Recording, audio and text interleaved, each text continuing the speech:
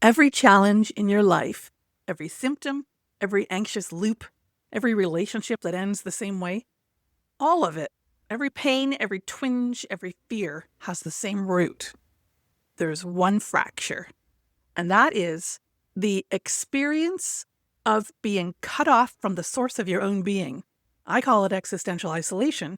And after more than 20 years inside the 5 biological laws, I can tell you that every biological conflict traces back to it. This episode is a little different. Back in April, I sat down with Joel Rafidi and Yerasimos over at Here for the Truth, a podcast and community built around the work of knowing who you actually are. That's their whole thing, the truth of who you are. And it's mine too, except I come at it from the truth of what you are, what your biology is doing, and why. Now, it turned into one of the clearest articulations of my whole framework that exists on tape, so I asked if I could share it with you here, and they generously said yes.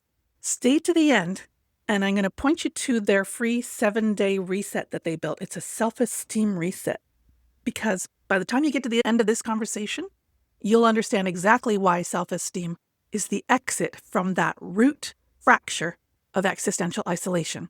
Here's my conversation on Here for the Truth. Coming up in this episode, the only condition that matters to make a biological conflict in your psyche is existential isolation. And we do that in our psyche. It's a lie we tell ourselves. We're isolated from ourselves. Yes, we're crowded. We don't have time alone to get to know ourselves.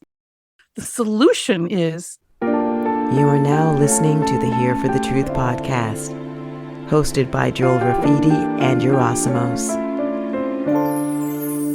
What's up, everybody? Welcome back to the Here for the Truth podcast. I'm Joel Rafidi. Got my co-host Yerasimos with me as always, who's right now doing some shadowboxing with his neck.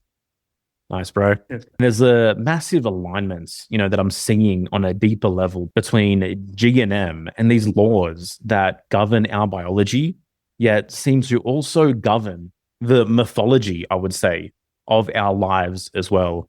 Anything you want to say on this, bro?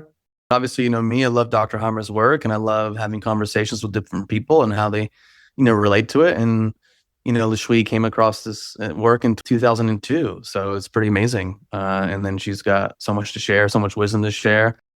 Again, self-esteem, even through the lens of German new medicine, is such a foundational piece of not just spiritual health, esoteric health, but there's definitely a bridge into biological health as well, which I think was never really in doubt. And so people have been loving the 7-day free mini course, Self-Esteem Reset, which I think is the real inner work, the work that really matters, the work that orients you towards yourself and reality in just a deeper way, which I feel like is much needed at this point in time. So you can join our 7-day free mini course at self-esteemreset.com. But there's a caveat. In order to keep the course for life, you have to finish it. And this is basically our way of encouraging you to commit and to follow through. self-esteemreset.com, and you can sign up and begin the mini course right away. Please enjoy LaShui Springford. LaShui Springford is an earth and ecological scientist. She used to do environmental cleanup. Then she moved into policy and then enforcement. She hated her career, quit, and became an ecology professor. She discovered the 5 biological laws in April 2002 while sitting in her naturopath's office waiting for yet another detox. But the main thing she had to learn to practice this properly was how to understand the psyche. LaShui, welcome to Here for the Truth. Thanks for having me. No, yes. It's great to have you. You can take my second statement. Don't worry. Well, I didn't want to the same ask way the for question. 290 episodes, but now all of a sudden I don't need to ask the opening question. I just want to say it's great to have you here. And I know we touched on it before, but obviously I love Dr. Harmer's work and the 5 biological laws. And I feel like this podcast has been a little mini hub to help, spread the wisdom. And so really looking forward to having you on this podcast. We've been connected on Facebook for a while. I appreciate your posts. And okay, Joel, you can take over. You can ask the opening question. It's good context, bro. This is what makes you an amazing host, Yeah. Well, as we always do, start with first-time guests. We'd love to get into your personal story and to ask you about your personal journey and your major rites of passage that, led you to who you are today. Wow. Huh. I suppose it always goes back to early childhood and all that stuff. And, as I start to unravel, I call it the mind tree, this stacked up, branching collection of unresolved stuff in our psyche that compels us. Carl Jung's quote is, until you make the unconscious conscious, it'll run your life and you will call it fate. So Yeah. as I work backwards through the tree of my fate, the beginning of when I started working back through it was, I need to do something about being in narcissistic abuse a lot, like kind of being a bit of a magnet for that, I thought. Now I understand it's sort of the way of how the world is right now. People are either narcissists or empaths. It's kind of a polarization that's been happening for probably the 2000s, like probably this century so far has been this pulling apart of, am I trying to grab everybody else to get them to rescue me, or am I the rescuer? And then, of course, there's the third path, which is the point of this. It's the point of every evolution, is the third path. What if I just awaken to this whole pile of shit and not play either game? But that's what I've been doing. I had been waking up to that since my son was born. My son was born in 2004, and he was diagnosed with Down syndrome at birth, which was shocking, not because there was anything about him that wasn't perfect. He was perfect. But the response from the people around me in the world, that was an eye opener, let me tell you.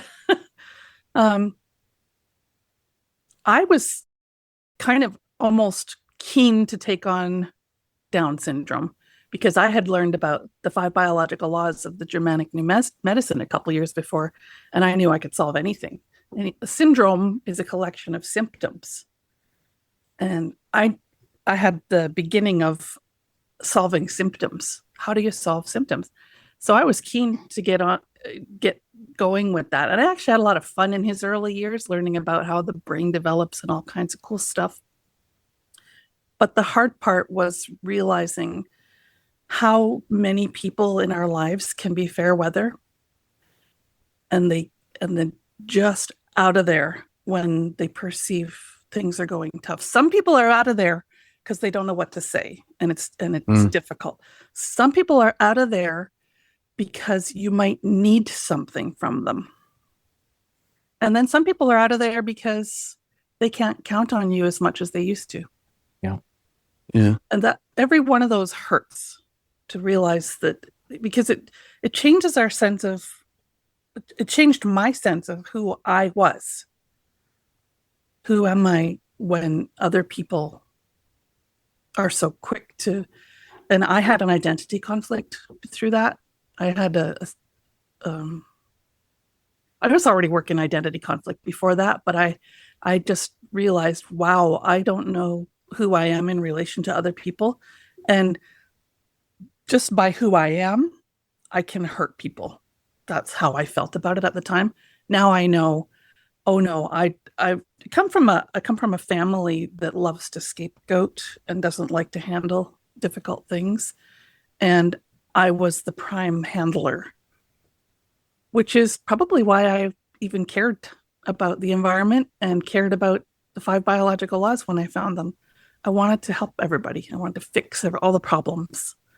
And and so that was the beginning of understanding all of that. And the maybe eight or so years ago, I realized, oh, this is called narcissistic abuse, and I am a narcissistic abuse. Like, I have the pattern because I'm also having this patheticness thing, and so there's this human magnet syndrome where the two types attract one another. And I've been really working on not being that sort of a person anymore, because I genuinely love people and want them to be happy.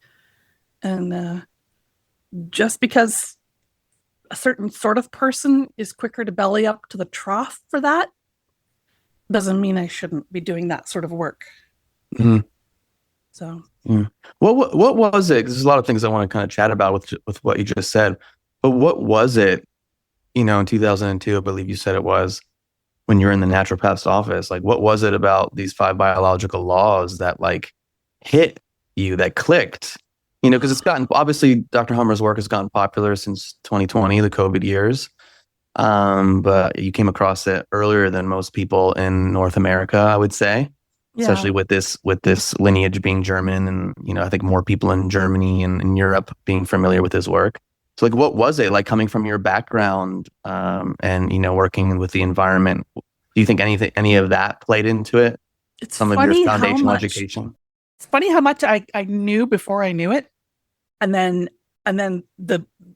only in recent years, really getting into the depths of it. Like, for example, I am all about the 5th biological law, and I was that nobody cares about the 5th biological law. Nobody knows what the 5th biological law is, really.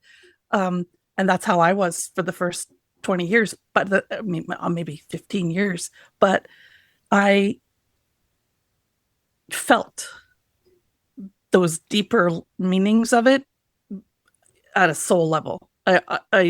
And that's so when I discovered, I just read this little article in one of those magazines you read in the naturopath's office, and it was written by Isadora Laker, and she was my teacher. But the article said that there was this doctor, and he called it the new medicine, and that there's these 5 biological laws, and that when you have cancer, it's because you had some kind of a biological conflict, which is this shocking traumatic experience. And I said, oh, I already knew that, but a medical doctor has proven it. And I just laugh at my former self for thinking that, because we don't prove things. Medical doctors are not authorities. Like, there's so much of that I would just scoff at now. But at the time, it was providing a verification that I needed for something I had discovered but felt very alone with, and therefore didn't talk to people about. And so what had been going on is, about 5 years previous to that, I developed panic disorder. My job was really, really stressful, mostly because I had a very abusive boss, which was my pattern in life. But the job itself was abusive. I had to go and clean up environmental contamination. But the whole thing in our industry was to find the contamination and then just jump for joy at finding it, and never ever want to find a nice, clean, pristine site. And this was very dissonant for me, right? And then the way we cleaned it up was also crap. You just convert the form of the garbage to a different form, sort of thing. Same in the landfill business. We got the waste reduction, these huge international waste reduction goals focused on the residential sector. Meanwhile, the commercial and institutional sectors' waste production dramatically increased, more than what was decreased in the residential sector. And then it occurred to me, they're the same people. A person's just throwing the garbage away at work, not at home. Yeah. Like, so much, just this realization of the stupidity of things. Anyway, I developed panic disorder. It started one day. I was flying back to my job after a vacation, and I was so stressed because I hated that job so much, and I had a panic attack on the airplane. And that began, first of all, flying phobia. Secondly, it began panic attacks in general, and I started having them for more and more subtle reasons. And my life became about managing these panic attacks. And I had to start feeling my way, like, what brings it on? What's happening here? And other health symptoms as well. But I I finally realized something inside my mind happens. And then the panic attack happens. And it's my mind that I have to get a hold of here. But the panic attack leads to the heart stuff, all sorts of physical symptoms are involved. Then there's a kind of a hangover the next day. That's a blood sugar thing. So there's actually a lot more going than just psychological and feelings and emotions going on here. There's genuine physical reactions going on. But I know it's beginning in my mind. And what's going on in my mind is what I'm thinking about. And what am I thinking about? I'm thinking about that thing that stressed me out that happened. And I had to put that all together and was actually beginning to work my way out of anxiety disorder by myself. I wasn't in a program or anything. I mean, I was getting help from a naturopath, but I was getting help with my physical symptoms. I was like empirically working my way through and out of panic disorder. And then I discovered Dr. Hammer's work. And he verified it. And my biggest fear was cancer. That I could get a panic attack going in a second, just for a little bit of propaganda that had cancer-related stuff in it. So then when I find the solution to cancer, I was like, I nailed it. I got it. I'm free. Whew. So that's why I just latched onto that. There was no turning back. Yeah, so it's almost like, a freedom from, I guess, a level of fear that is not necessary, which I think people are really drawn to with this work. Yes, they're drawn to it because it relieves a fear, and then they scare the crap out of themselves with GNM. Because this fear is not coming from cancer and so on.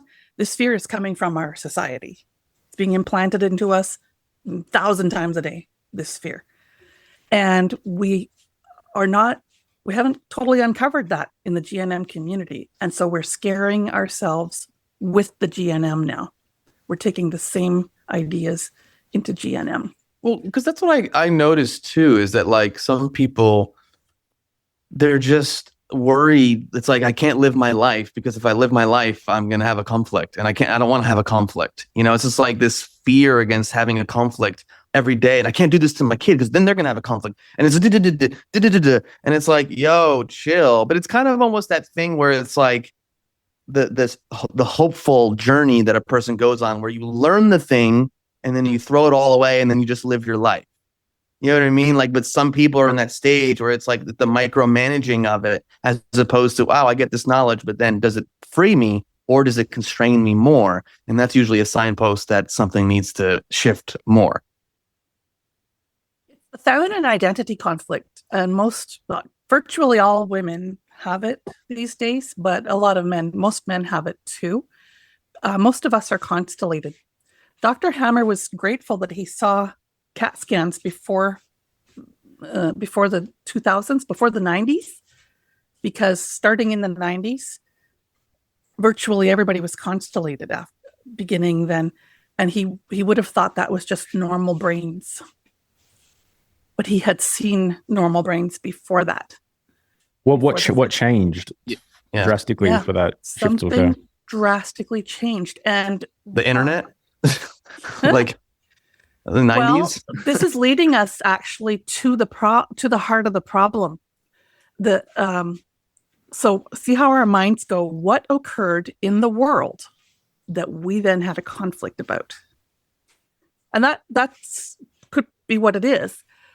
But what we need to be asking with the fifth biological law, we now know this, which Dr. Hammer, by the way, only discovered in the 90s, a decade after he discovered the first biological law.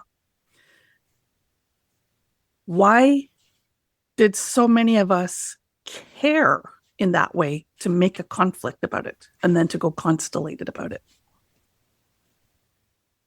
It's not like we had a world war in the 90s, right? It's not like we had the bubonic plague in the 90s. It's not like Yeah. we had a Great Depression in the 90s. Why did so many of us go mental in the 90s? So that identity conflict, what I call it, the feminine identity conflict, is I am kicked out of the container. I effed up. I did something wrong. I hurt people just by existing. And I need to dial it back. I need to, and I need to save everybody else. I can't be the villain. I can't stand it. I need to be the rescuer. What began in the 90s was full victimhood. I think it's that, I think it's a systems dynamic. The line about hard times make good men, Yeah. good men.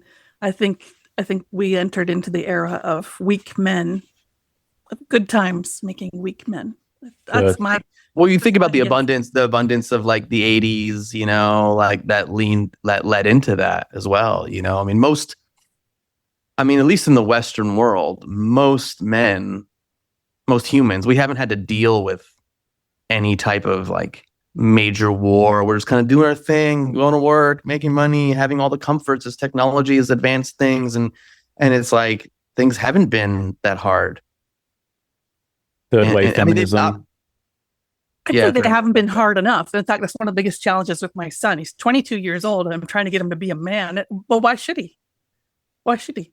His mommy will bring him breakfast if he holds out long enough, right? Why should he make any effort at all? And then all he has to do, if I'm really strong, is he just has to starve himself and maybe cry a little. And I just fall apart. That's identity conflict on my part. The identity conflict, when we've got the identity conflict, makes us believe that the world is doing stuff to us, that I am at cause. So if you're sad and I happen to be in the room with you, I must have made you sad. It's mechanical determinism. Our whole civilization is built on it, but it came to fruition late in the last century. Yeah. When everything, and believe me, they had to work hard on this. In the scientific revolution, that they decided, oh, God's dead. The universe is a clockwork. They had to work. They had to work to disconnect from reality. But they've succeeded. Yeah, totally. Yeah, I mentioned it before, like third wave feminism happened in the 90s, which I think bridges into all of this too. And I even think back to, the classic psychological subversion that, Yuri Bezmenov speaks to in terms of the educational systems and the ways in which, people were force-fed indoctrination to kind of have conflicts antagonistic to their own natural values in a sense too. Yeah. So worried about being the bad guy. Yeah.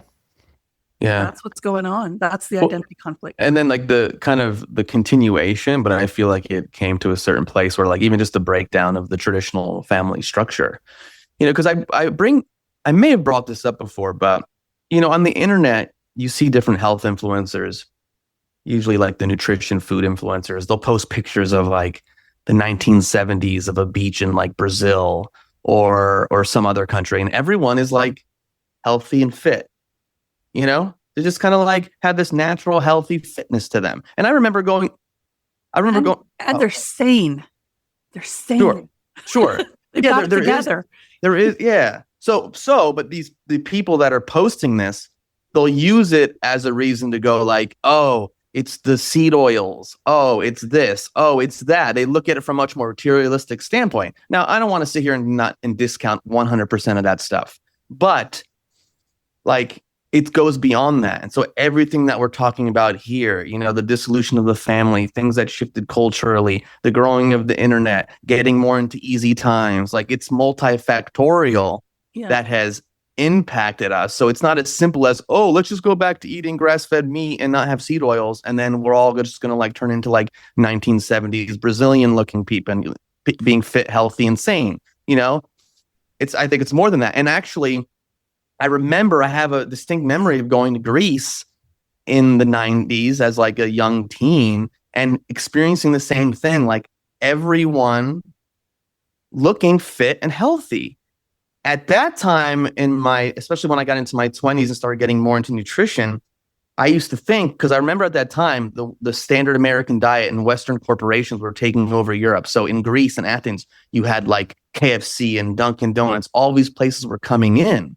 And so maybe it had an impact. But then, growing up as a Greek person, the family is very important. And being together and eating together and things of that nature, what does that do to us on a psycho-emotional level? So then all this new shiny objects, all this new things coming from, corporations and food, like how does that impact the family? How does that can cause conflicts? So like people love to oversimplify things, but there is a complexity and nuance to this conversation, in my opinion.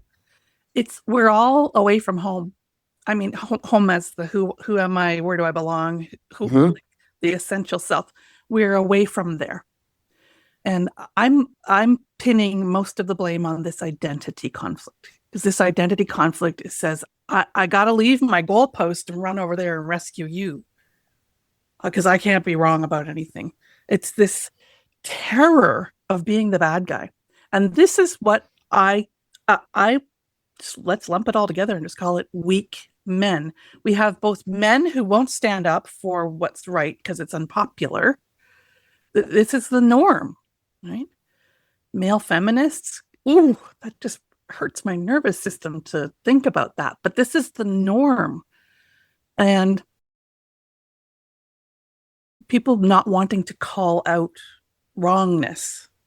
People not wanting to make anybody else do anything hard, even though it's for their own good. Tough love is good for us. We need something to kick against. Well, In fact, what every special biological program is, it's giving us a challenge to overcome so we can become something better, right? Well, it's like when we blur the lines between good and evil externally to us, obviously those lines then become blurred internally as well.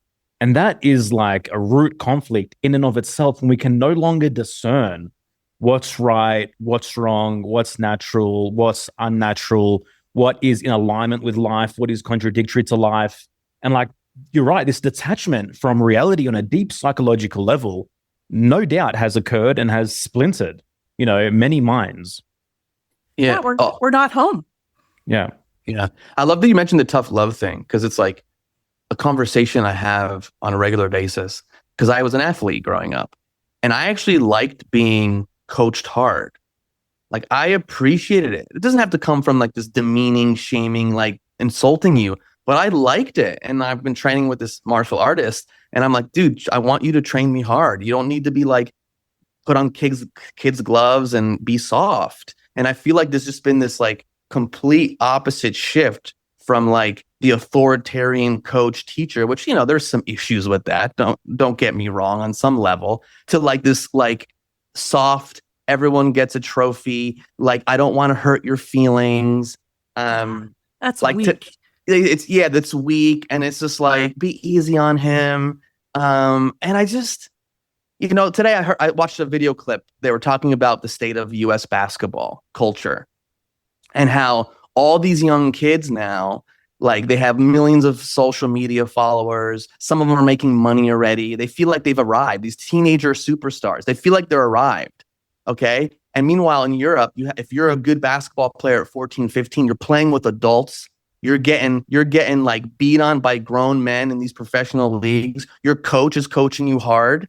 But in the US, it's like this sense of entitlement, and you see what's happening. And in the interview, they were talking about from an Olympic standpoint that like they won't be surprised if the US basketball team in 2028 like just doesn't get gold or is medalless. Anyways, it plays into this thing that I think we're talking about like the softness, the entitlement, and not really having to go through some stages of growth and being like coached hard in some way that I think is just impacting people in a negative way. We got to be coached hard. And now we're just talking about the men. Men have to be coached hard or they don't feel like men. They feel like when a man is babied, I don't want to speak for you, but if a man is babied and mothered, it's hard to be a man. It's hard to feel like a man, you know?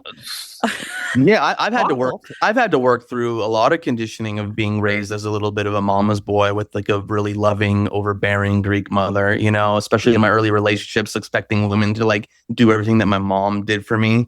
And it was Yeah. like I got a wake up call very quickly, and it was like, well, who do I want to be? Not that I'm sitting here saying I'm like 100% alpha male, and I probably am not from a biological standpoint. Definitely not with whatever conflicts I experienced.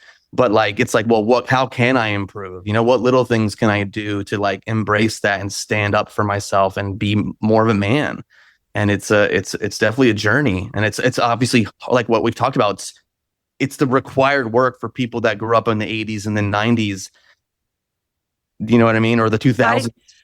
I consider myself very I'm so narcissistic. And this is the thing. How do narcissists form? They either form from being utterly neglected or being totally spoiled. Both of the same result. Who do I want to be? It's never even a question.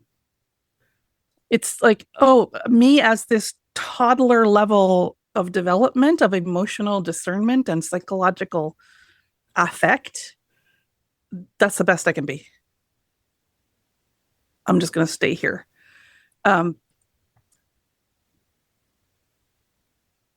women are also have become weak men. The identity conflict is a feminine conflict, and women are extremely prone to it. Men have to have something else already going on before they'll have an identity conflict. Men have to have territorial loss first. Left-handed men have to have 2 territorial losses first. But women, they go for it. They can have identity conflict just like that. All that has to happen is they have to be blamed for somebody else's experience, and they have to believe that. And then what do? Right-handed women immediately go masculine, but they're weak men. They're manipulative, dishonest. They're in a costume. They have an agenda, and it's about getting other people to love them or something like that. And it's not about themselves anymore. And then left-handed women, they have to have at least 2 sort of rejection kind of things alive in them, and then they'll start going masculine as well. So, and this is unfortunately the norm. Like Dr. Hammer noticed, most people have at least 2 of these territorial and rejection conflicts going on at any given time. That's what makes a constellation. And so we're off in outer space. We're dealing in possibilities and ideals, which is nice. This is nice. It's all building something up for when we actually do resolve this stuff. But it's going to hurt. It's going to hurt. Do you think there are some things that can't be resolved? Like I know in the G&M world, I've heard like people say, if you have a certain constellation by 25, like that you can mitigate it, but you can't actually completely change it. And so you kind of want to make sure you don't fall on tracks. Like, what are your thoughts? Yeah, we're touching on to my favorite stuff to bash on, my tough love that I love to give when it comes to G&M.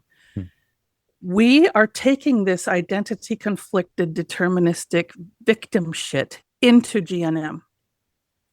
So, you know, when you make a conflict, you make it. You do that with your mind. Somebody asked me in a call not too long ago, did I do that or did my psyche do that?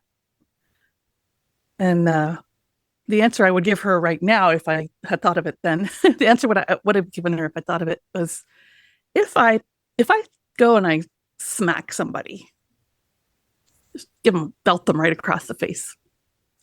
Did I do that or did my hand do that? So we need to understand my psyche, I'm doing it. I'm doing my psyche. So when I have a conflict in my psyche, I'm doing it.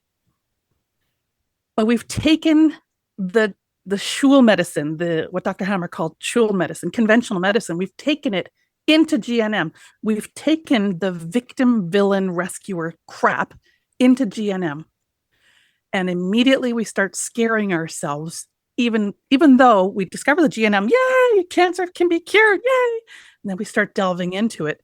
Oh no. What about the epicrisis? What about the tracks? What about if I solve it and it's been going on for over 9 months on this side, but then not as many on that side, but then it was 4 years. So it divided in half. And then yeah, I got to keep track. About 8 months and 23 days. Like, oh no, I can't be conflict active for 7 more days. What is this speaking to within like the general human psychology to kind of constantly seek for the thing to be concerned about, or to like perpetuate and inflate crisis around? It's being, I'm not at my goal post. I am not in my home area. I'm over on the other team's side trying to manage things. It's identity conflict. I'm up in other people's business because I am in a conflict active state of believing that the world is doing stuff to me and I am doing stuff to the world. It's mechanistic determinism. When the quantum stuff was discovered, it was the Michelson-Morley experiment in the late 1800s. They discover, oh, no. There's an entanglement. They didn't discover all this stuff, all the nuance of it, just like I didn't know all of GNM when I discovered the 5 biological laws in 2002, but they understood the implications and they squashed it and they disconnected from it. And the implications are, no, the observer and that which they are observing are totally entangled. So you're not a blob over there and I'm not a cartoon character over here. We are energy patterns that are interacting with energy patterns. And when I have an identity conflict, I'm disconnecting from all of that. Oh, no, I'm not. No, I'm not. My psyche did it. My hand slapped him. So what's going on is we are becoming terrified because my body is doing this to me. That terrible event happened to me, and then my brain has to adapt to it. Poor me, poor stupid brain. I told it not to. I've been telling my psyche not to do that, but it's doing it anyway. So the victim stuff is so there, but now I've got an identity conflict, so I get to pretend that I'm victimizing myself. Yeah, it's all schizophrenia. It's total bullshit. Yeah. It's so fascinating. It's so fascinating to me. One of the things that we address, like in Rise Above the Herd, is what we would, I guess, collectively call like anti-life programming. And like one of the things we point at as this anti-life programming is like people have different definitions, but like the root idea of Gnosticism is that I am a prison of the planet and my soul is a prison of the body, and my highest goal is to escape this quote unquote prison that I find myself living in and experiencing in. And ultimately it manifests, as you're speaking, as a sense of not really being home in the world, as like this underlying fracture or disconnect from nature in and of itself, And I also just wonder how much of this just underlying disconnect from I'm not part of nature. Like nature's scary, like I am this separate thing and the world is trying to eat me, so to speak, like plays into this as well. And like, it's crazy to think about the role of the psyche and then the importance of the ideas that we choose to feed ourselves with in terms of the lives that we end up living and experiencing. Like nothing could be more powerful than the ideas that we choose to either take in and reject, Maybe it is the internet. Well, that's, yeah. Keyboard warriors. But where did we have access to so much potential conflicting information and events? Like, we talk about this even in terms of like when we speak of the nervous system, and like for most of human history, we didn't fucking know every single thing that was happening on every single corner of the world with every single person. Like it was limited to like you, your family, your community, your tribe, maybe like a neighboring community.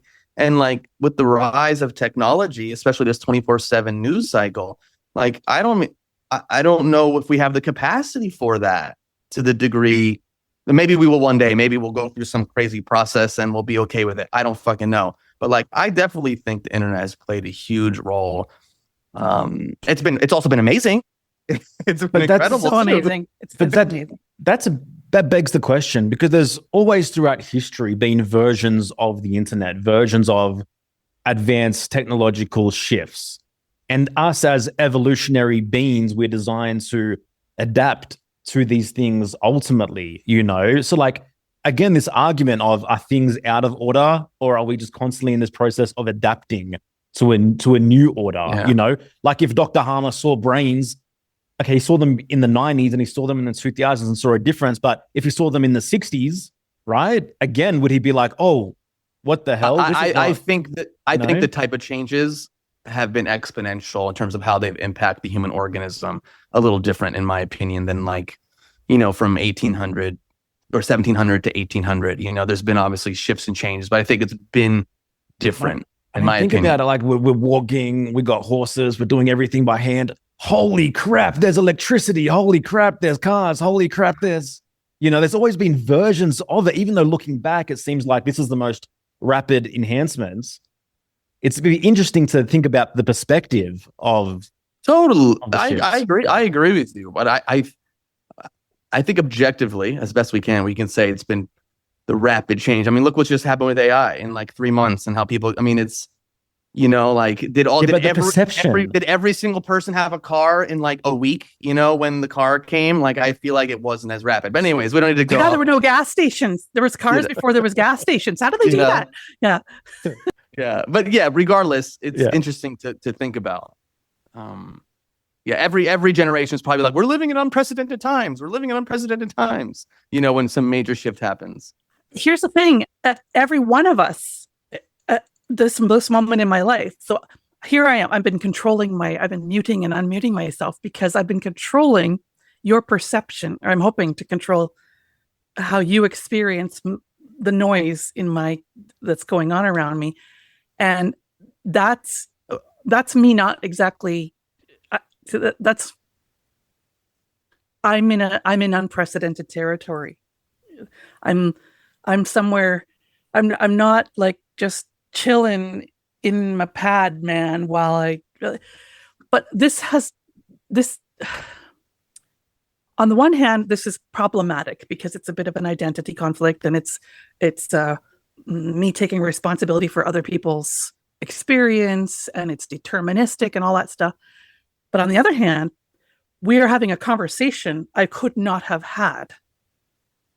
I couldn't have had this conversation in 2016 because probably would have got all messed up with Skype or something like that. I would have not been able to make it work properly, or so I would have needed to rent a speaking place and then get tickets and put flyers up, and then thinking back to the 90s, trying to get these kinds of ideas out. No way, right? So a big front has a big back, is what I'm trying to say. And that's what every so-called problem in life is, including biological conflicts. And so when we learn this GNM stuff and we're like, yay, cure for cancer, and then we start trying to understand, and then we discover, oh no, watch out for the tracks. Don't solve it if it's been going on for too long. Make sure you solve this before you solve that. The cancer is the healing phase, so you can't solve that cancer. You can't cure that cancer. It gets scarier and scarier and scarier, and then you realize, oh no, I had a sexual rejection. Everybody has. Oh no, I had a territorial loss. Oh my God, does that mean I'm going to die of a? And people absolutely panic, and we're right back to square one of what we thought we were solving when we discovered the 5 biological laws. So we thought we were solving cancer. Then we learned how cancer works. And we panic further because we realize we're not trying to solve cancer, we're trying to solve experiences. And now we have to confront the real issue here is, why do bad things happen to me? Why am I being punished? Why doesn't everybody love me? Why is it so hard? I mean, it's the 21st century. We got the internet. Why am I struggling over anything? I mean, you say these things, and all I can think of is like self-esteem.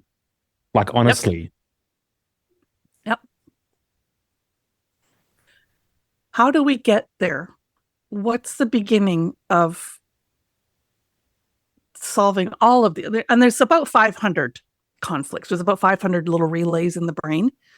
There's about 500 sort of nuances to this question.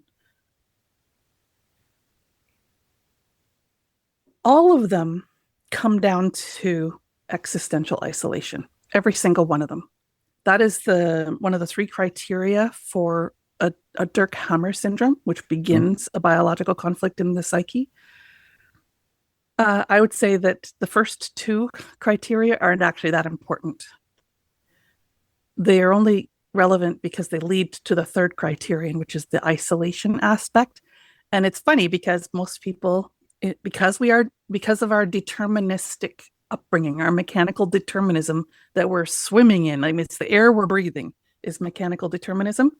And so we're going for, it's a shock. So if something's a shock and you weren't expecting it, that's what gives you cancer. And we've totally ruined it. It's useless to us. Now we got a new thing to be scared of, just like germs, toxins, carcinogens, and so on. The only condition that matters to make a biological conflict in your psyche is existential isolation. Mm-hmm. I am away from home. I'm floating in space. I got maybe 10 minutes of oxygen. Yep. That's existential isolation. And we do that in our psyche. It's a lie we tell ourselves. We're isolated from ourselves. Yes. From the source of our being. Yeah. It's not about other people. Never has been. I think most of us are so constellated because we're crowded. We don't have time alone to get to know each other. The solution is getting to a place of actually listening. This, by the way, is how you help other people. You just listen. Who do you want to be? Who do I want to be? While I'm blinded by this terrifying question of, oh my God, how am I going to be saved? Because I feel like existential isolated, which I made up in my own mind. And I'm blaming it on some external circumstance or person or event. All of that is this huge, complex drama playing out. And behind it all is, who do I want to be? Because if I can connect with that again, and if I could have the self-esteem to allow myself to be who I want to be, my conflict is solved. Yeah. And it doesn't matter if it's gone on for 9 months or 900 years, which, by the way, many conflicts do. They go on for generations because and this is what's going on with the schizophrenic constellations, is we get developmentally arrested if we have 2 temporal lobe conflicts at the same time, or two not solved. We're not going to have them necessarily at once, but we'll get one and then we'll get the other one. And if we have that before we're mature, we're developmentally arrested at that stage. So what happens when developmentally arrested people are having children and then conveying all their woes and scary existential feelings onto their kids and so on? And so we're getting developmentally younger and younger. And there is a huge surge of narcissism and all the other personality stuff because we are getting younger and younger and younger. This is how civilizations actually collapse. Wow. This is, I love this angle. I love what you're speaking into. And, it's like Nathaniel Brandon, the father of self-esteem, in my opinion, he put together 6 practices, which form the pillars of self-esteem. But he defines self-esteem on a basic level as the feeling of competence to deal with the basic challenges of life. And how many of us feel appropriate or actually fit for life in that sense? And I don't necessarily mean just in the sense of, I've got, my material resources fulfilled. I'm going to work. I'm getting the checkbook. I'm putting food on the table. I'm surviving, quote unquote. When I think of being fit for the challenge of life, it's like fit for also the challenge of my unique being, my unique soul, my unique purposes, my unique wants, my unique desires. And if there's a conflict and a contradiction where I'm living a life that doesn't feel aligned, I have deeper desires, dreams, etc., but they're oppressed because they don't feel possible for me, or it feels as though, my entire reality would have to be shaken up for me to become that person, then like that's not really fit or appropriate for the unique life that you're living. And hence everything that we're speaking to follows.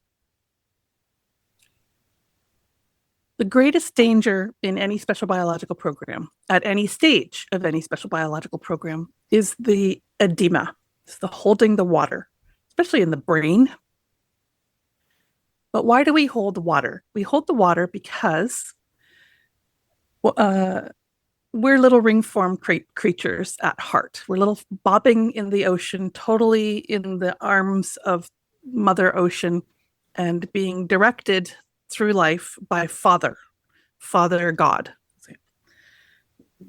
Kind of bringing in a masculine, feminine polarity here, because this is really important, because this is something we have to get straight civilizationally. It's a big part of this. What happens when that little ring-formed creature flops up on the beach? They don't know which way the water is. They don't know when the water's coming. And so they hold water. And that's what every biological conflict involves at the tissue level and at the brain level. And that's where the mechanical danger of special biological programs comes in, if there's going to be a mechanical danger. And that's the only danger there is of these things, mechanical. But the moment we reconnect with Mother Ocean and Father God,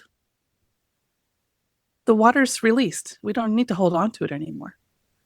Wow. So this is the solution to every biological conflict of every kind. But we can't get there till we get back into the psyche. And it's totally a self-esteem issue. Who am I? What is my God?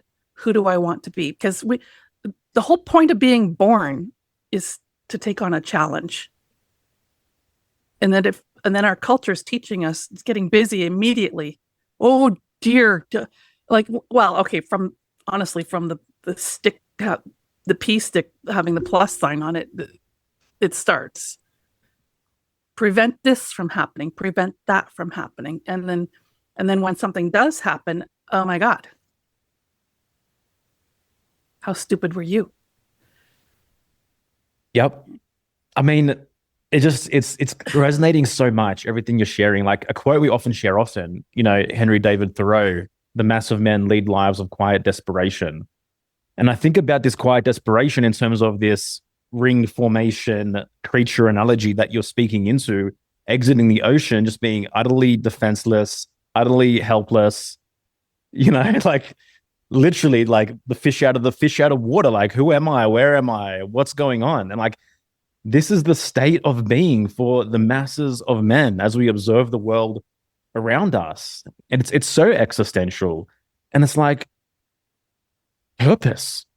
It's the simple idea of having purpose and feeling purpose and waking up each morning and feeling connected to something greater than ourselves as creative beings. And we don't have that.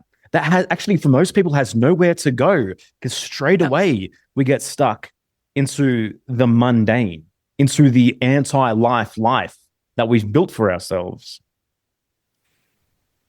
Something occurred to me. So the protests, right? The protests, that's all identity politics. It's people with like massive identity conflicts So they're all over in somebody else's business trying to rescue, and that gives themselves a sense of, okay, I belong now. Whew. And it's really, really trying to solve a very scary survival feeling, an existential isolation problem, right? As all conflicts are. When the convoy came through, it came from the West and came to Ottawa, across Canada. My son and I got out and joined them and followed them for about an hour. And we were both crying with joy. It was such a relief to feel something real finally happening. It didn't matter where it went. It didn't even matter if it was right or wrong. Just that sense of people caring about something and having sovereignty. I want this. I stand for this. It didn't, the details didn't matter. Just this joyous, I love you, let's do it, let's make something happen feeling. It was a turning point. And it spread everywhere. It was quiet, the spread. And government did eventually slam down on it and so on. But we knew after that. We knew. I feel sad for people who are still lost, still in the identity stuff. And I believe the really loud people, the really obnoxiously conflicted people, I don't know, maybe 20% of people, I'm guessing, because there's been a huge awakening. There's this very quiet but growing majority, I believe. At least maybe I just want to believe that. Maybe I'm just being Pollyanna about it, but there is an awakening going on. There's two things going on at once. There's the reset and the awakening. They're both happening. The clamping down and the going full crazy is also continuing. It's got, I guess that program needs to reach its natural conclusion. It's not going to be turned back. But at the same time, people are waking up and waking up and waking up. So it's an evolution of humanity. But what that means is either we're in an epicrisis or there's one coming. So, can you speak more into that? We have to have an epicrisis. When you drop so you picture a still pond of water and you drop a rock into it. First, the water pulls back away. There's a resistance. And that's what every biological conflict is. It is a resistance to a reality we don't like. It's all happening in the psyche. And so this is the reality, by the way. We don't know actual reality. We only know what our senses tell us that we then interpret with our psyche. So it's all like it's 99.9% happening in our mind. The bad event is what we made of it, right? Then the water kind of, the surface tension breaks and the rock is accepted into the pond. And there's a rushing back. The water rushes back and this big splash comes up right in the center. And then that turns into a droplet, which then lands, and we have the whole thing happen again, but maybe half as big this time. And then another little droplet comes up in the middle, and then it lands, and maybe half as big again. So epicrisis, in how it actually occurs with a special biological program, tends to be like a basketball. We're bouncing the ball, and then we stop. We leave it alone. It's not going to go one more bounce and it's done. And so we need to be ready for that. But because we live in this deterministic culture that's terrified of everything, in GNM, we are prone to getting in there. Stop it. Stop bouncing. Stop. How do I cure this? How do I stop this healing phase? How do I prevent this? Even when the blowback is natural. Yes. But biology is based on physics and chemistry. Like the rules can't break just because we're humans and we're super smart or whatever. We need our epicrisis because we need a little shock, or we will go into la la land and stay there. We'll just get more and more philosophical, and we'll go deeper and deeper and deeper into the healing phase until there's no point. Physics requires something to turn us around and head us back to some kind of practical reality again. And we literally need a bit of a spasm to shock our brain relay.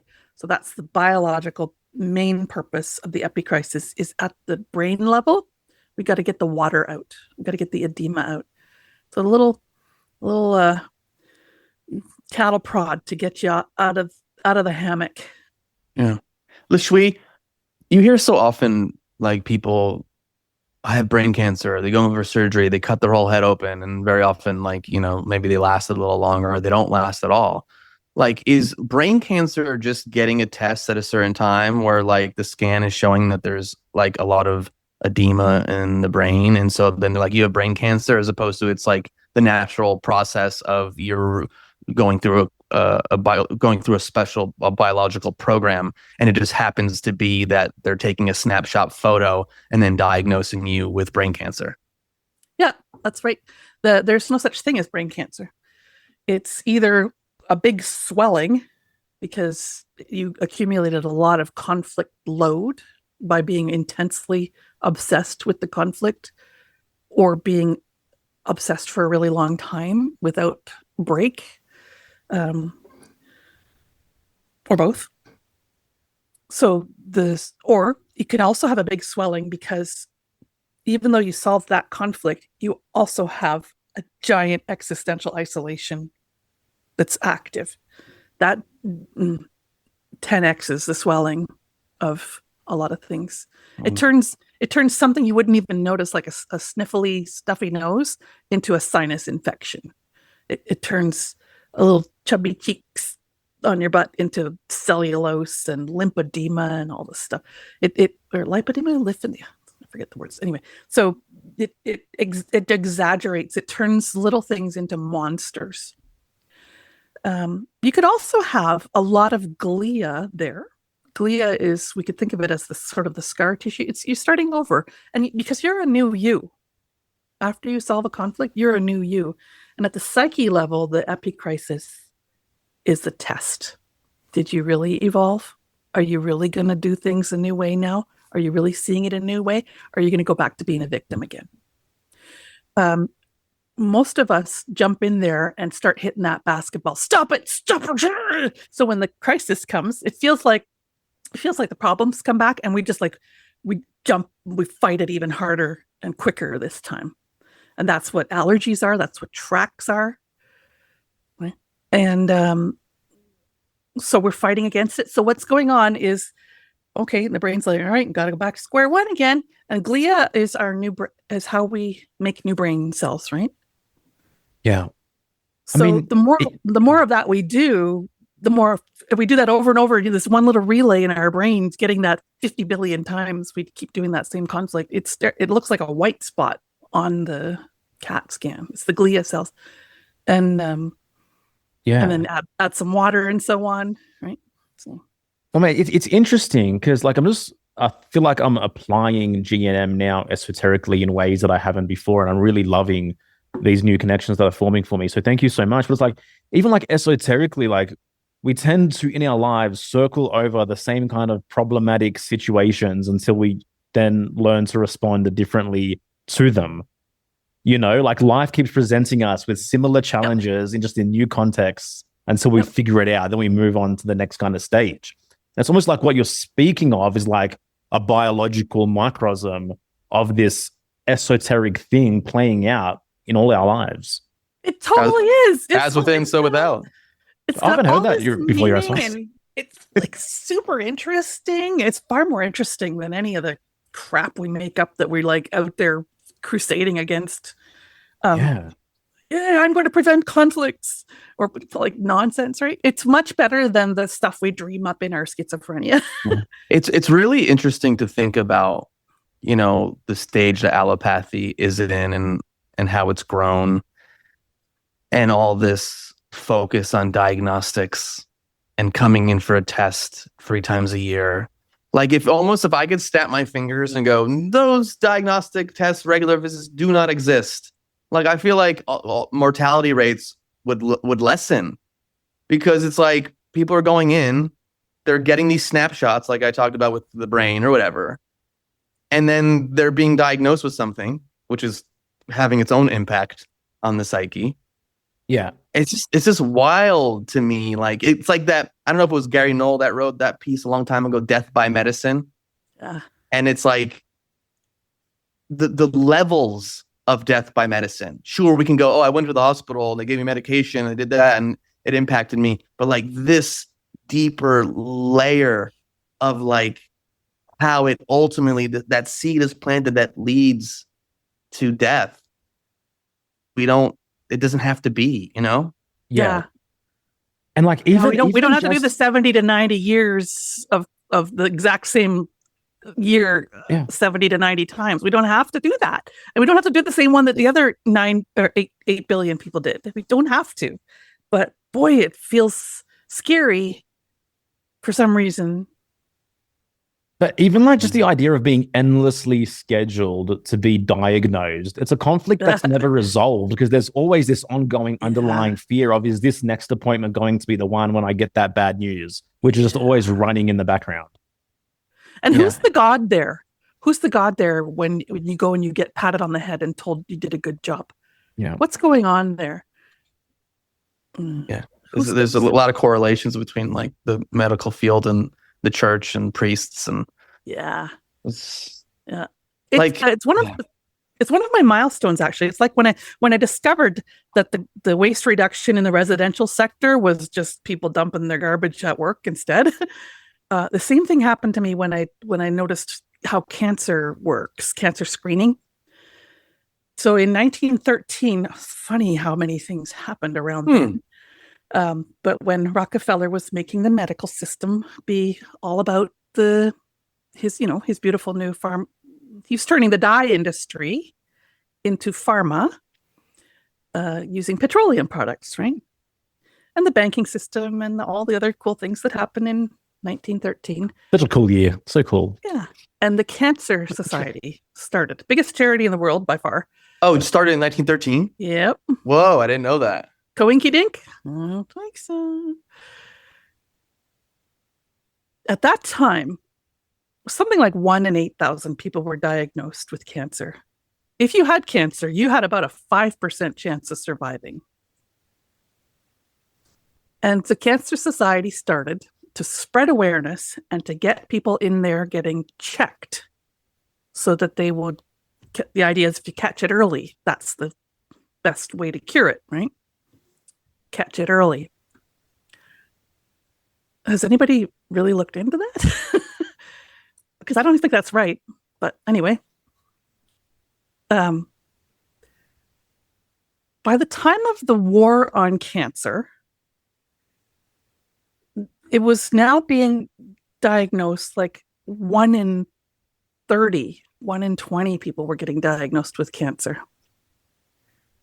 Because they were getting screened, because of the awareness had gone up, because of the American Cancer Society.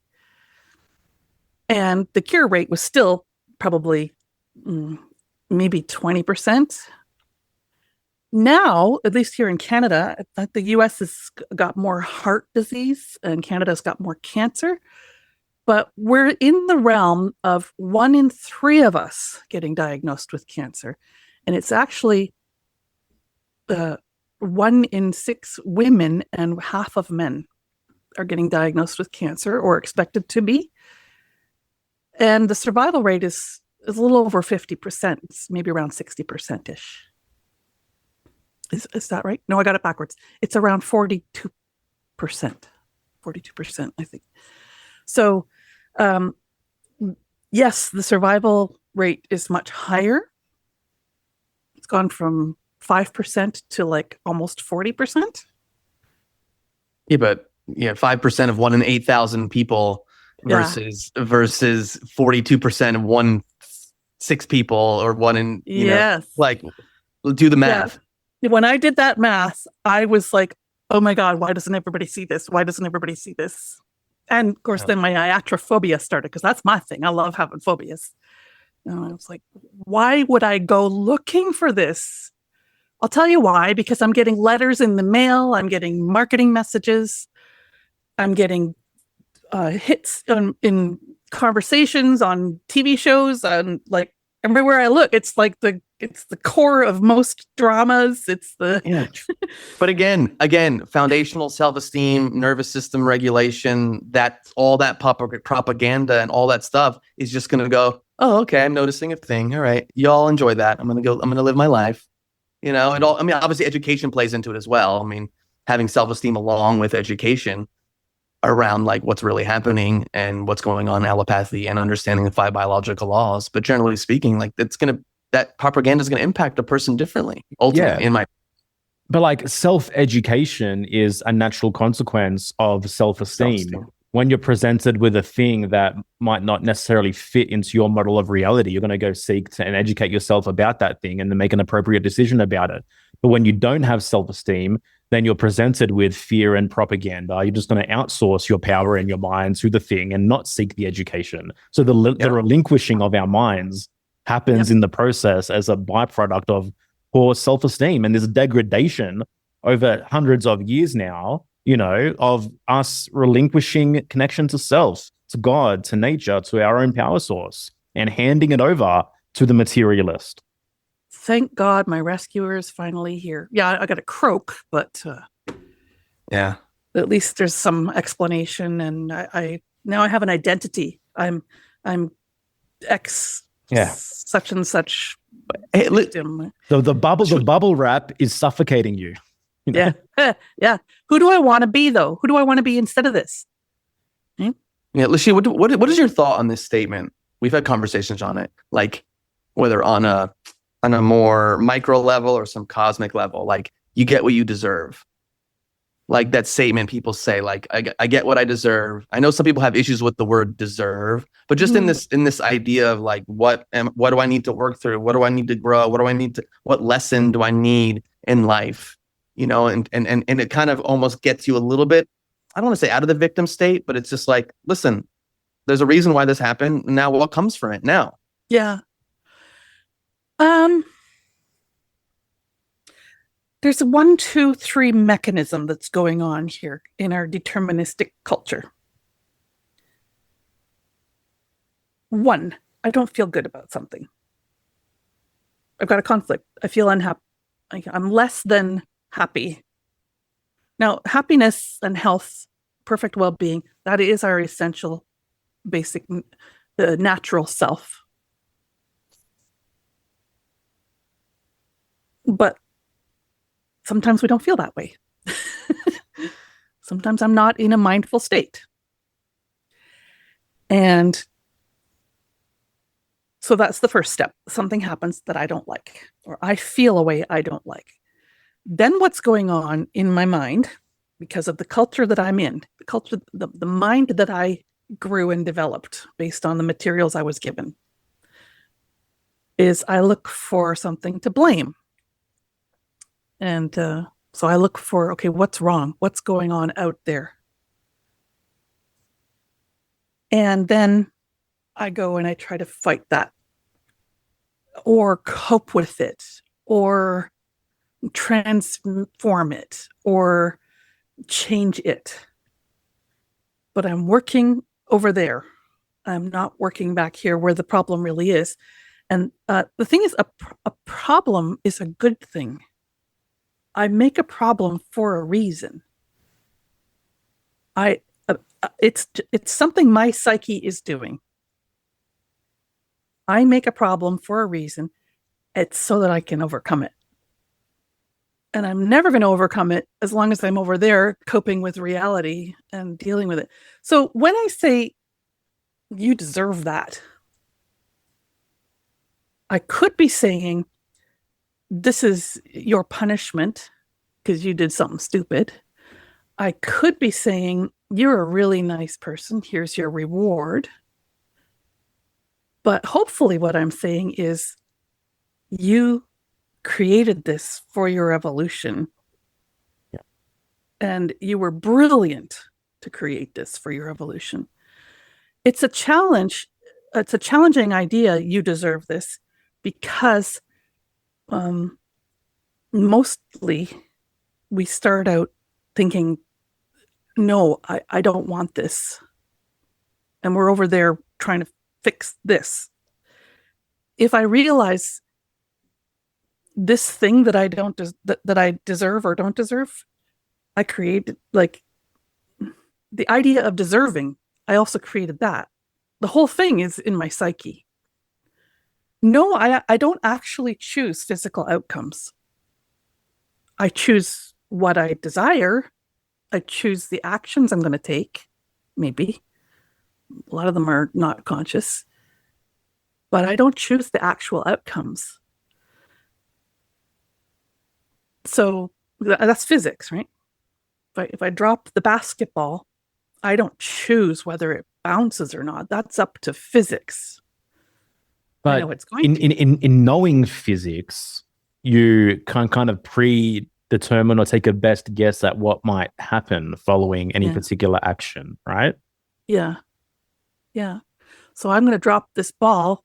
So, my hand goes out and slaps somebody. Yeah, let's say I chose that. Let's say I did that.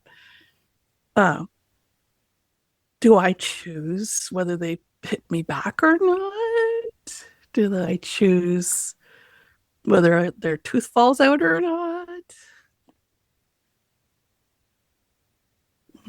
Do I choose whether they fall to their knees and apologize because now they've finally seen the truth and how much they should have listened to me in the first place?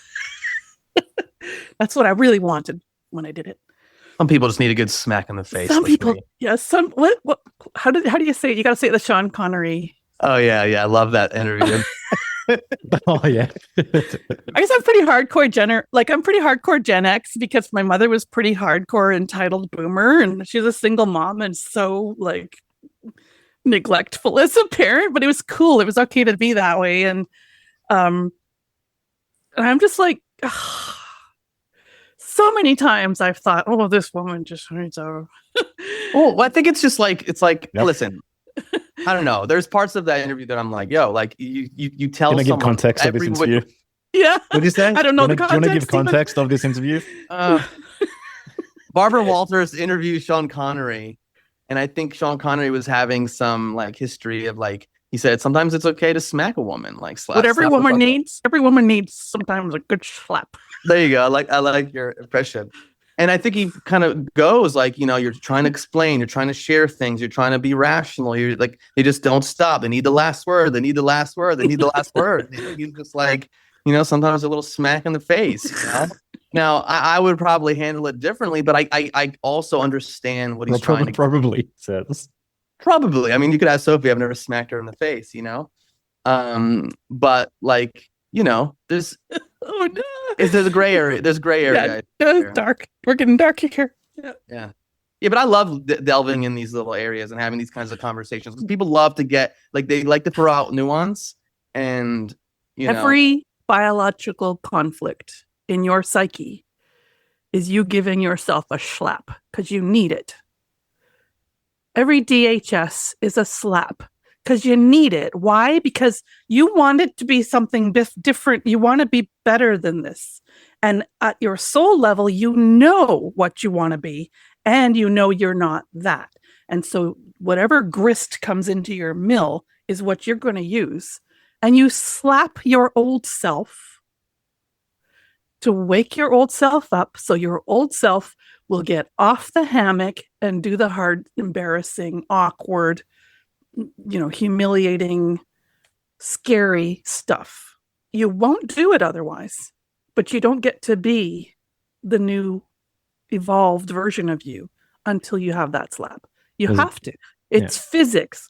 There's no growth. There's no growth without friction. There's no evolution without pressure. It just doesn't happen. Yeah.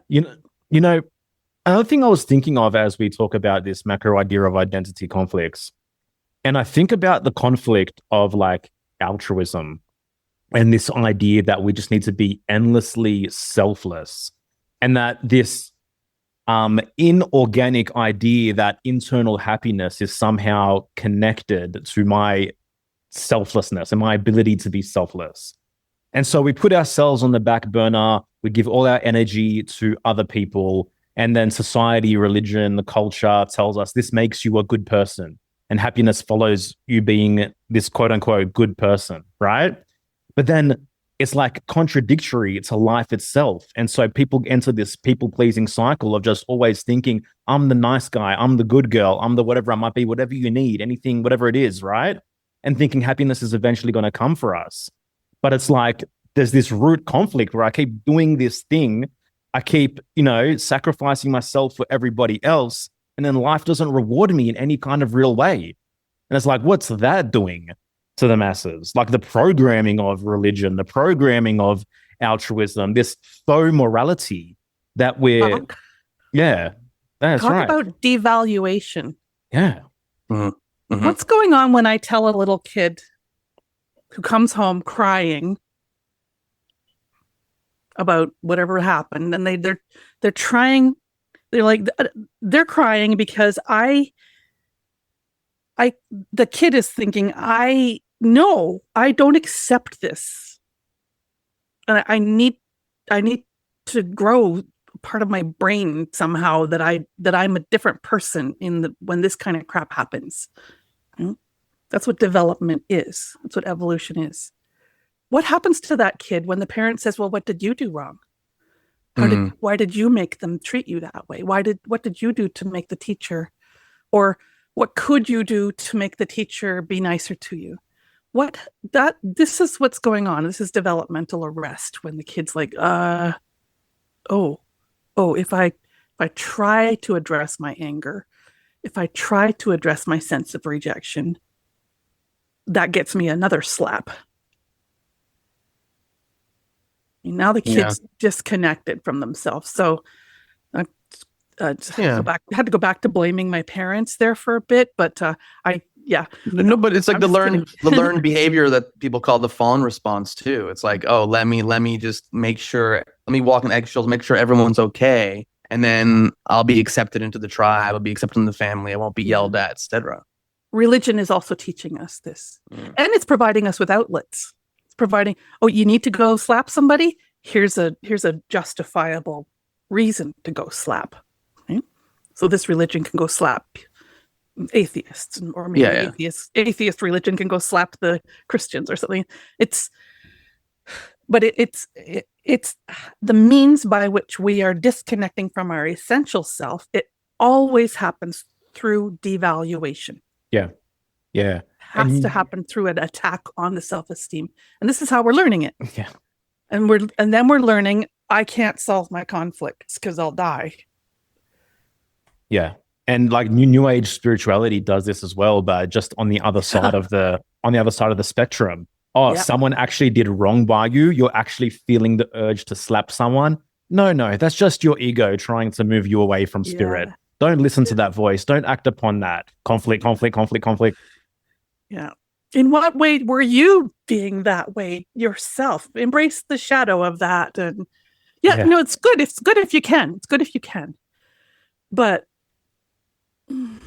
at least be kinder to the part of you that wants to slap somebody. Exactly.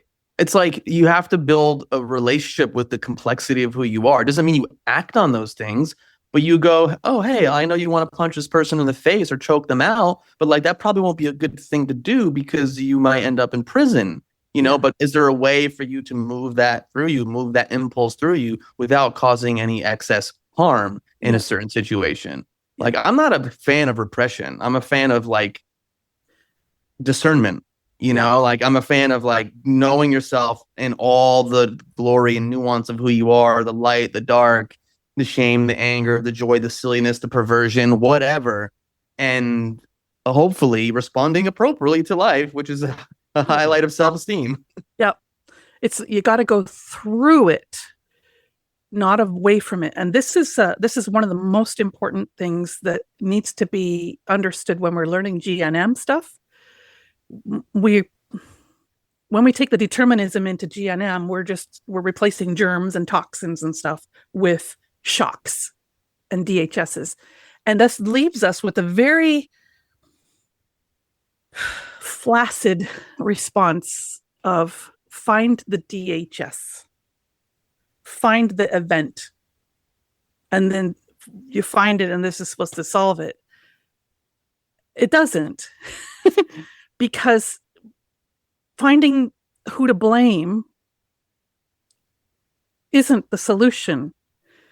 Feeling our urge to what I want to do to that person, feeling my shame, feeling my rage, feeling what do I want instead, that's where the solution comes. We have to actually feel the pain of these things.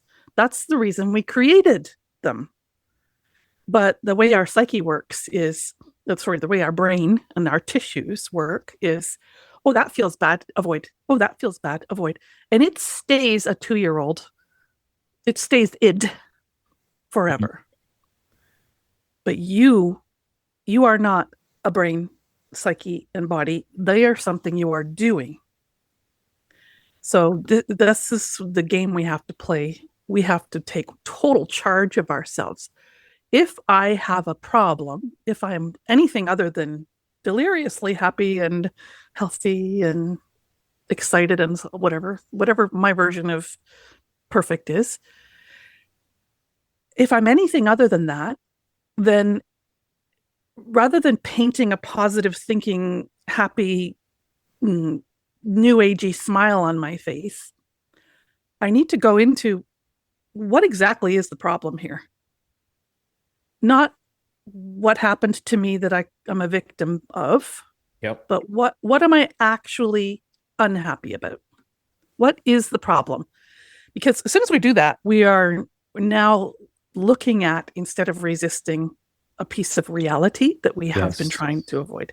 We're turning towards reality. We're bringing more light of our consciousness towards reality, towards facts. Yeah. And there's always healing in that, even when it's hard to look at times. Yeah. And then we got it. Then we're winning. We're going through. So it's like the power of negative thinking. What's the problem? What's the problem? What am I not totally happy about here? Yeah. Admitting it. Having the strength of having the maturity to do that. Now you're winning. Yeah. It's really interesting when you think about GNM and people that get exposed to it and how people talk about it like, oh, I tried GNM. I tried that modality. It didn't work. Or like, I don't have any conflicts. Like I've done emotional work. It's just like it's the oversimplification of even that. Where you're almost looking for a quick fix. Yeah. Because you did the thing. And it's not. Like for me, when I came across Dr. Hammer's work, like it gave me more self-agency. Like I took more self-responsibility and moved further and further away from fear as opposed towards it, and it's made me more curious. So yeah, I mean, it's definitely been a benefit in my life. But I get it. Depending on what you're conflicted about or what constellations you're running, you can take information and then process it in a certain way or apply it to your life in a certain way. So yeah, it's interesting to think about things in that way. Once you do think about things that way and then kind of work it through to the other end, through the epicrisis, to this, and you become this new way of seeing things, and this new way of responding to stuff. Then you look back and you have this almost gratitude for even the shittiest things because you realize, wow, I'm really awesome. I just think I'm awesome because I'm this person now. Yeah. People often ask like, oh, what are some amazing experiences in your life? And I tend to like list the ones that were very often that were the most painful. Yeah. Yep. Because they led me to something. They led to an evolution that brought me closer to this person that I am. And I have such gratitude for it. Even if while I was going through it, it was horrible, there was still like a piece of me that was like, this is the medicine that you need. Like I had that part of me, like this is what is required of you to grow and evolve and be who you want. But yeah, like sure, I could say, oh, I sat on a beach all day. That was my greatest experience. Oh, it was beautiful, it was nice, but like what really moved the needle forward were those tough moments. Yep. So that's And the those personal reckonings. that's the fifth biological law in action, right? Yep. That's the one. There's nothing malignant in nature. Like everything serves a purpose. Yeah. It's meaningful in the context of your evolution, meaning you created that meaning because you wanted to evolve in that way. Yeah. One of my favorite quotes, Steve Jobs, you can't connect the dots looking forward. You can only connect the dots looking back. That's right. Yeah. That's right. It turns out to be the most beautiful philosophical system if we can get past the deterministic crap that it's like turned up to 11 when we first start learning the 5 biological laws, and we have to deal with it. Yeah. We have Like, to deal with it. would you say, in a sense, like this discussion around like identity conflict, would you say this is the roots of all conflicts in some sense? I do think so. I think of it as a tree. I call it the mind tree. There's this existential severing. Suddenly, I am no longer supported by life. Suddenly, I'm only here by like extraordinary good luck that's going to run out any second. So that's the start of it, and that's like the root. And then we add qualities to it. Why am I going to not survive? Not enough food. I'm being physically attacked. There's not enough air for me to breathe. So we have these core survival kind of very archaic animal level conflicts, but they're all just flavors of existential isolation. Then we feel a sort of shame because that's happening to us. If I'm the shiz, then why is that happening to me? And all of this, by the way, totally unconscious.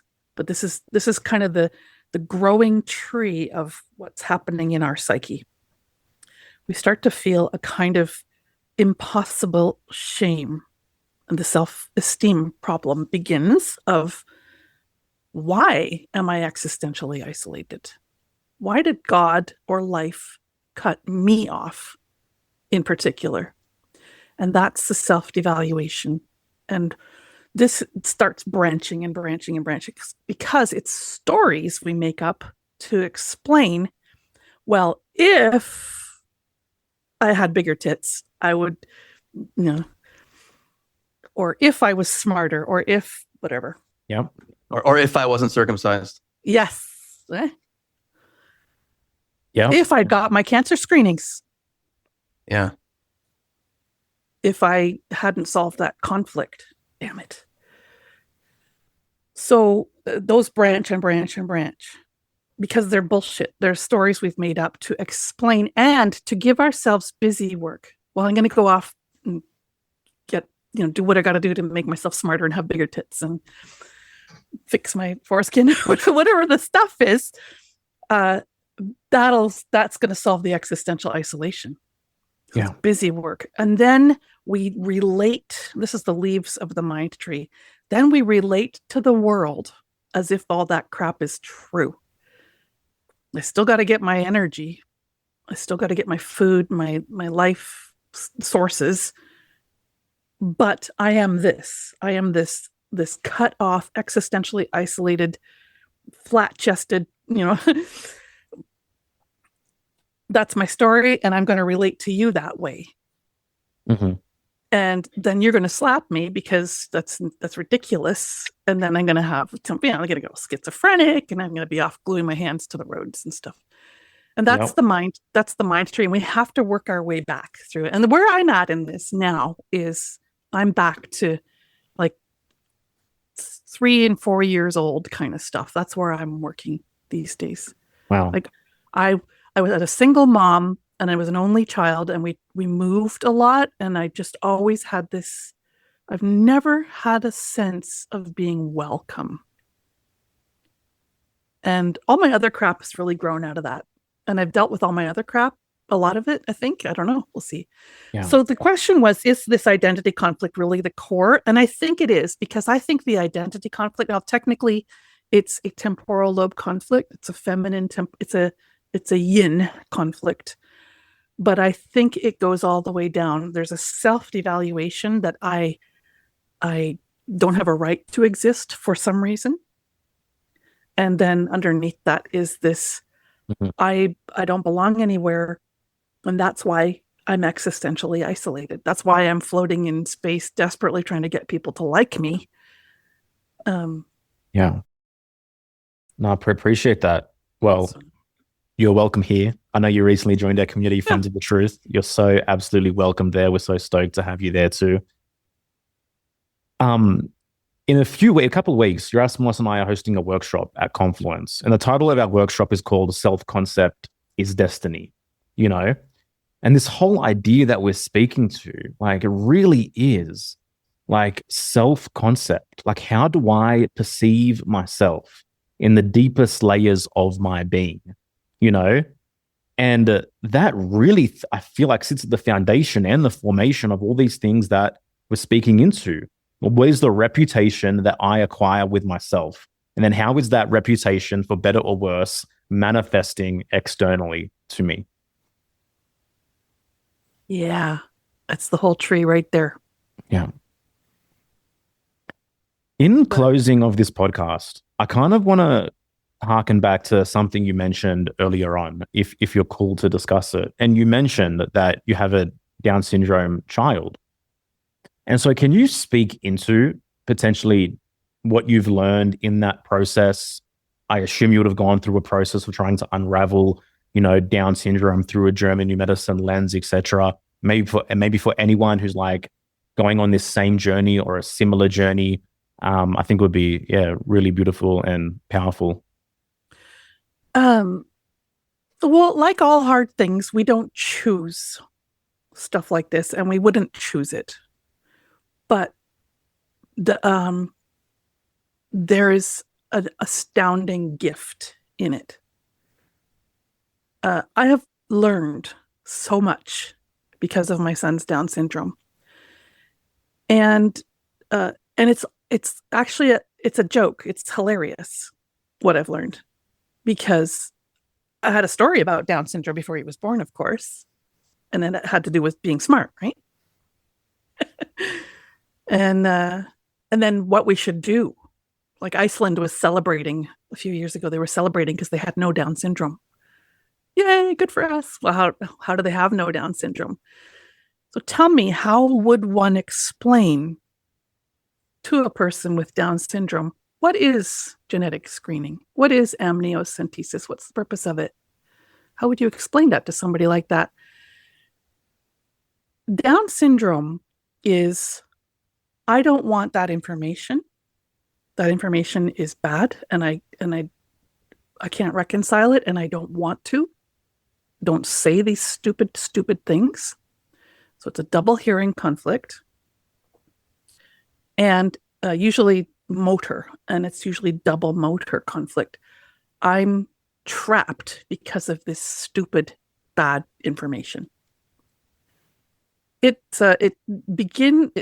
child has these conflicts at around. You can feel the baby already. So it's in the 3-4 month range, I think, that your baby has these conflicts, and they hear something and they're like, "This is ridiculous. I'm out of here," but they can't.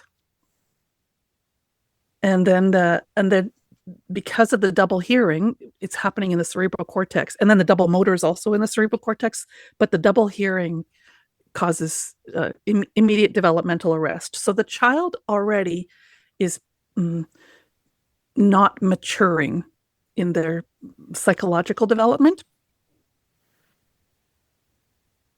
And so if they still have these conflicts active when they're born, then they have Down syndrome, and then they have low muscle tone, so they have muscle paralysis and muscle weakness, and this causes things like their jaw is kind of slack, Depends which part of them felt the most trapped.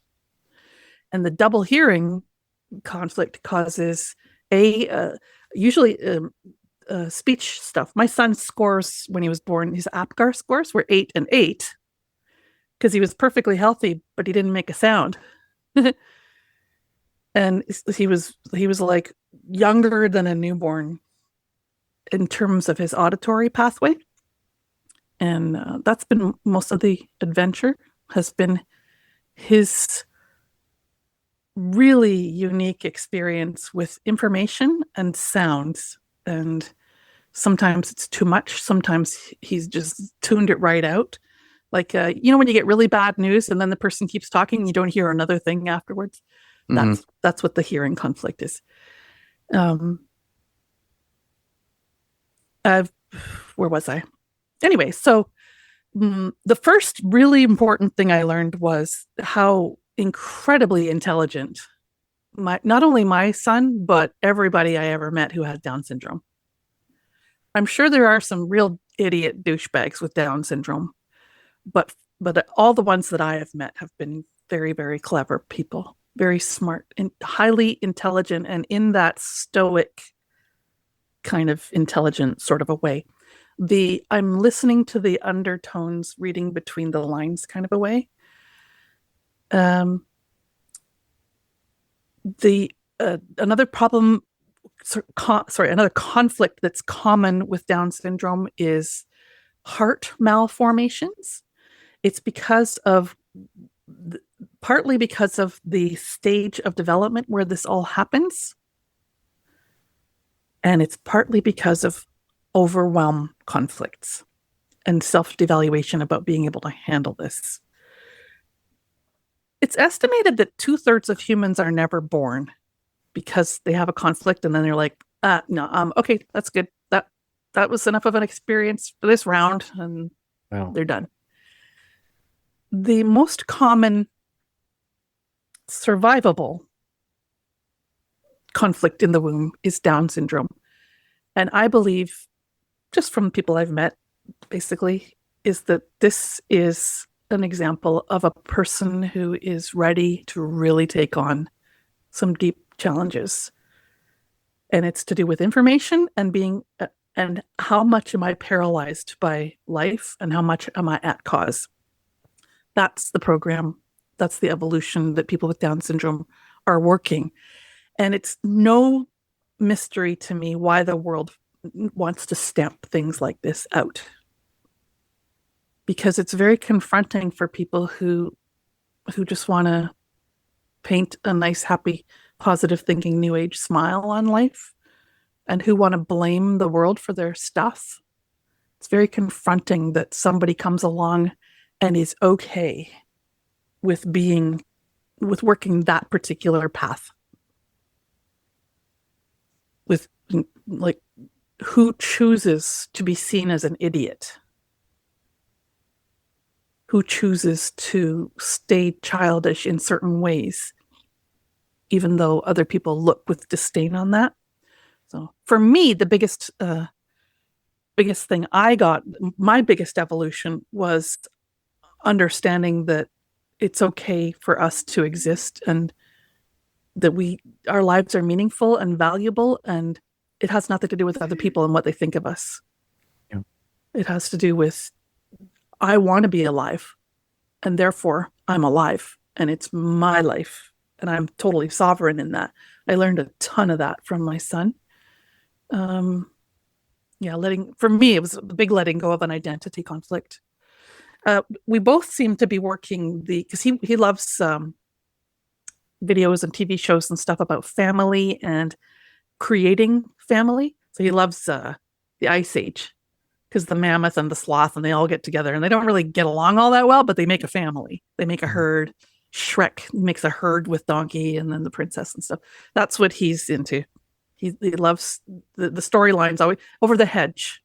Mm-hmm. So we can tell what story he's working, what evolution he's working. And I've been working that too. And then I learned a lot about genetics. So his dad and I both are prone to earworms, and his dad much more so than I. But hearing conflicts, and my panic disorder started because I had a hearing conflict it started on a plane because I had a hearing conflict on a plane previous to that. And that's how my psyche put that all together. So we, the little zygote started off with some of Dad's stuff that was up and some of Mom's stuff that was up. And we both have kind of motor stuff going on a little bit. So I can see where he got it from, I guess. Yeah. But everything from then on was his. So that's when I started believing in this astrology stuff and karma and whatnot, because I was like, you can't intellectually create this. There's no way the conscious mind, this is far too complex and brilliant of a story for a conscious human mind to have come up with this. It has to be divine. It has to be coming from the essential self. All of that. That's a short version of what I've learned. No, thank you. Because it's perfect. Down syndrome is an absolute gift, but it's a gift that makes you go through your shit instead of sticking your fingers in your ears like everybody else wants to do. You can't get away with it. Yeah. Same with any difficult thing in life. And then, your heart just, you want to just help this child to be a baby forever. And that's exactly the last thing. It's very hard to give a baby with Down syndrome a slap. But they need, maybe not all of them, but certainly my son, he needs to be kicked out of the hammock. He needs his mommy to not bring him his breakfast sometimes. He needs a little hardship because he's amazing at manipulating people into feeling sorry for him. It's depressing how good he is at that. In that way, I learned to have compassion for all people, like narcissistic personality disorder or any of those kinds of behaviors that they're really rigidly stuck in, because they've just been so good at manipulating people that I don't know if they can ever. I feel sad for them that they're so good at that, because me not being good at that caused me to develop amazing skills and abilities and self-love that I just wouldn't have bothered. It was too hard. Yeah. If I had an easy way out, like, oh, poor me, I feel sorry for me. And if it had worked. Yeah. Do you have a final message for anyone listening to this as we wrap this one up?